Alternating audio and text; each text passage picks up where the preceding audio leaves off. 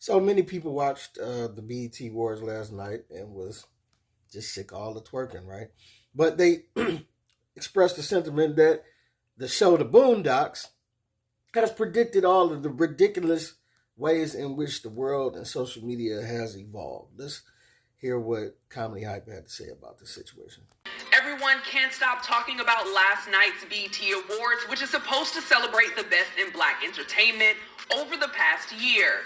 Now, of course, there were viewers who voiced their frustration with some of the performances and nominees, asking the question, who are the BET Awards intended for?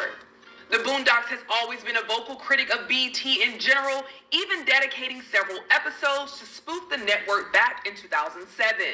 That led to the episodes being banned from airing on television for some time.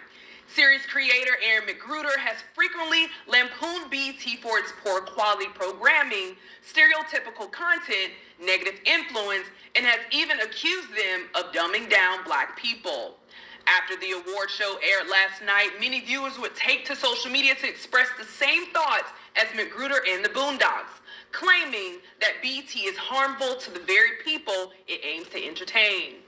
Our leader, Bob Johnson, had a dream of creating a network that would accomplish what hundreds of years of slavery and malt liquor couldn't. The destruction of Black people! Since BET came into existence, terrible things have happened to Black people. Dropout rates, teen pregnancy, unemployment, and incarceration have skyrocketed since our debut 25 years ago. Next month, we're going to have our first award show honoring video, or as I like to call it, a award show. Today, we've got some Comedy Hype analysts joining our show for the very first time, comedians Steve Brown and Marvin Hunter, to talk about if the Boondocks were right about BET. Everything is more twerking. You know, it's like twerking is like the new hello. Mm-hmm. Like, you know what I'm saying? It's like the new hand clap. If something happens good to a woman, she turns around and twerks. Like, do what happened to hand clap? What happened to yay? Yeah. what happens to that? And man, I swear I tried to find this clip. I couldn't find it. But like 3 weeks ago, I just seen this. It was a University of North Carolina softball player, right? Black woman, right? Hits a triple, slides in the third, she's safe, and then she starts twerking. And I'm like, is you serious? What? Like, you... Apparently clapping it up for today's women ain't good enough no more. Like, it's just all the time we getting bombarded with. I think BET has a responsibility. They're dropping the ball because they'll say the consumer pushes this. No. If you continue to bombard people with a certain thing, just like a song on the radio, you hear it for the first time, you don't like it. Keep hearing it, it'll start growing on you. Yeah. That's what's happening. I think that they're pushing ratchetness instead of Black excellence. I think they're pushing ratchetness instead of Black excellence, and I think that is their goal. Yeah. They think that everybody wants to see twerking and doing all this craziness, but they've clearly forgotten about Black excellence. You know they're gonna call us old heads hating. Oh yeah. You know, I know you're gonna say that. Yeah. Well, I don't really care. Yeah, but you know, it is what it is. But no, I'll add in, because as a young woman here, like, I would say the same thing. It was too much for me. I needed that balance of, especially when I heard a Lauryn Hill, that made me think. She made me lean in and actually listen, as opposed to when I watched an Ice Spice, I was just like, she's in her lingerie and fur boots, and the most I can say about her is like, oh, she has a nice body, or oh, she's twerking it. To me, it was just too much. But Stephanie, I want to say this, though. You said as a young woman, we young men, too. Now, a lot of people online are agreeing with you both, and I want to read some of those comments. One user on Twitter, or now they call it X, says this. They said, sexy red twerking, standing ovation. Taraji telling you about the importance of the election, barely a clap. Shaking my head, hashtag BT Awards. Another user, I don't like sexy reg, and it has nothing to do with respectability politics. Her entire brand is degrading. It's not owning her sexuality like Megan, nor is it offering authenticity like Glorilla. She gives me CIA vibes.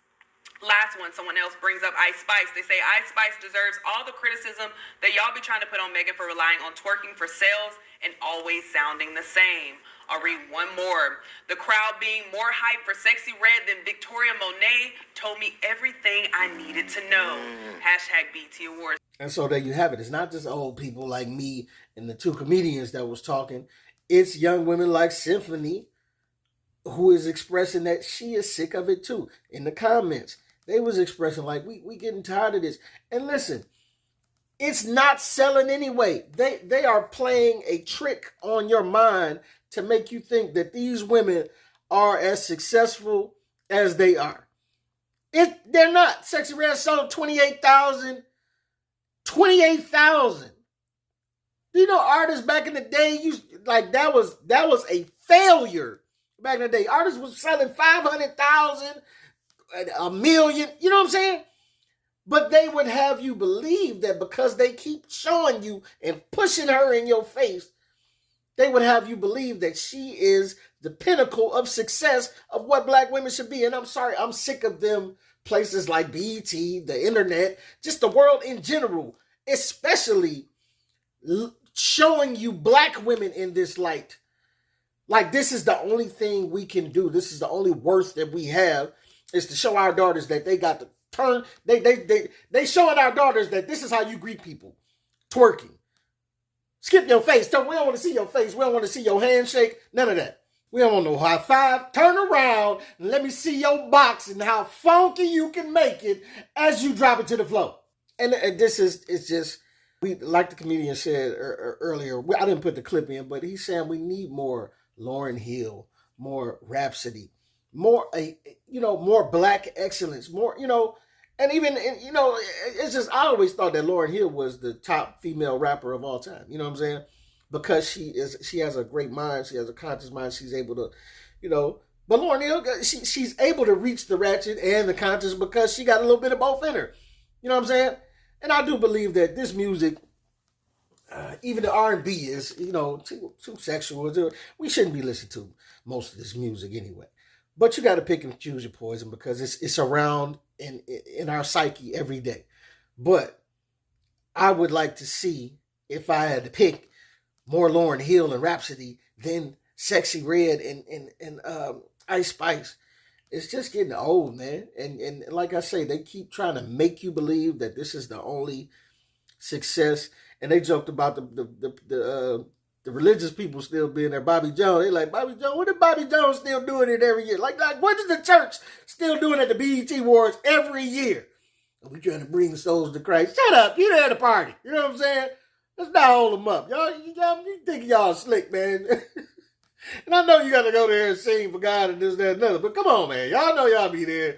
They're peeking, get their eyes down the glass, looking through them glasses at them cheeks. But I'm just saying, man, all jokes aside, this is why we can't really get people to Christ, because we too busy blending with them. But all in all, we sick of the twerking. Everybody. The ratchet and the righteous. But listen, boy, P. Camp, let me know what you think, what you don't think. Get at your boy.